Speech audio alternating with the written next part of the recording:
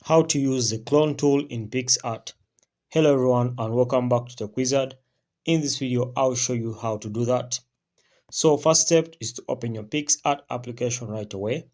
As you can see, I'm creating a new project, so I'll tap on see all photos so that I can choose the perfect photo for this video.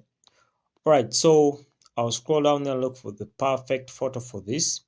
So I think I'm selecting this photo. Okay, so after selecting this photo, it has loaded.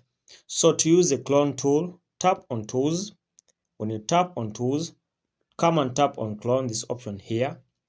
Then come and select the area that you want to clone. Okay, so you're going to be seeing how the clone effect will apply in this image. So just bring this one here. Okay, so I'm going to use the brush. Okay, so as I'm doing this, I'm using the clone tool in Pics Art, and I think you can see the effect it's bringing on the image. Okay, now let's work on the edges here. Okay, near the shoes here.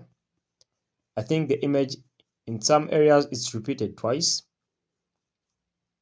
Okay, just like here, you can see the ears, you can see the shirt.